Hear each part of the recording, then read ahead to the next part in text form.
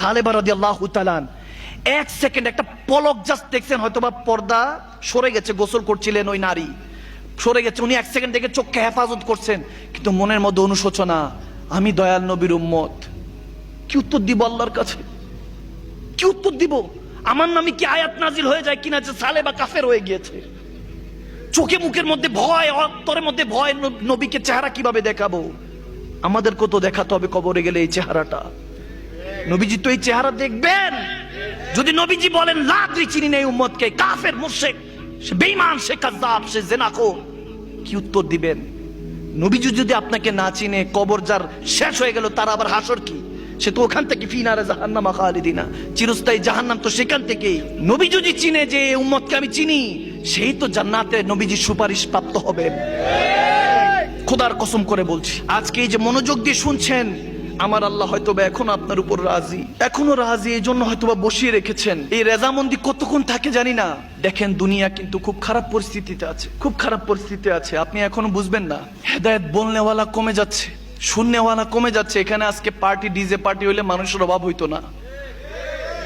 হেদায়েতের কথা উঠে যাচ্ছে, কারণ বলনেওয়ালাও হেদায়েতের পথে নাই, শুননেওয়ালা হেদায়েতের পথে আসবে কিভাবে? বলনেওয়ালার হৃদয়ের মধ্যে আমার নবীর প্রেম নাই, আহলে বায়াতের প্রেম নাই, সাহাবায়ে কেরাম ওলি আল্লাহদের আদর্শ নাই, তো শুননেওয়ালা কিভাবে নামাজি হবে? আমি ওদিন সোশ্যাল মিডিয়াতে দেখছি ঈদুল আজহার নামাজ হচ্ছে, এক যুবক খেলা দেখতেছে, আপনারা অনেকে পেয়ে থাকতে পারেন, নামাজি ঈদুল আজহা। ওই যুবক মোবাইলের মধ্যে দেখতেছি হয়তো বাংলাদেশের খেলা চলছে, ওটা দেখছে। নাউজুবিল্লাহ, নাউজুবিল্লাহ পড়বেন না? জামানা দেখছেন কোথায় গিয়েছে?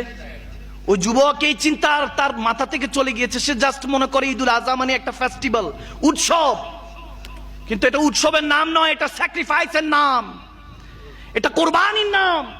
আজকে ওই যুবক ওই জায়গায় তার বাবার ছুরির নিচে পড়ে থাকতে পারতো, কিন্তু শুকরিয়াতান সে নামাজ পড়বে, আল্লাহর কাছে ক্ষমা চাইবে যে আল্লাহ এই কোরবানিকে তুমি কবুল করো।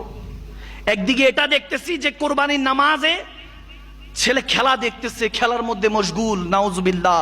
অন্যদিকে শুনতেছি আরাফাতের ময়দানে এক পাকিস্তানি নারী, ছোট্ট একটা কন্যা সন্তান, সে হজের মুহূর্তে সন্তান প্রসব করেছে। সুবহানাল্লাহ। অনেকে শুনতে পারেন যে এবার হজে আরাফাতের ময়দানে এক পাকিস্তানি নারী কন্যা সন্তান ওই আরাফাতের ময়দানে প্রসব করেছে। সুবহানাল্লাহ। আমি তো চিন্তা করতেছি এই যুবক থেকে ওই ছোট্ট বাচ্চা হাজার কোটি গুণ দামি। আওয়াজ দেয় না, ঠিক কিনা? একটু চিন্তা করেন না, এই পাশ আর ওই পাশ, বাংলাদেশে অবস্থা চলতেছে আর মক্কা শরীফে এই অবস্থা। বাংলা শরীফের মধ্যে যুবক গুনার মধ্যে ডুবে আছে, খবর নাই এটা গুনাহ নাকি হালাল না হারাম। আর ওই জায়গার মধ্যে এক নারী গর্ভবতী অবস্থায়, প্রেগনেন্ট অবস্থায়, যেখানে ঘর থেকে বের হইতে পারে না, সে হজে চলে গিয়েছে। সুবহানাল্লাহ বলবেন না? তৌফিক আছে, হজে গিয়েছে, আরাফাতের ময়দানে সন্তান, পুটপুটে একটা কন্যা সন্তান প্রসব করেছে। সুবহানাল্লাহ।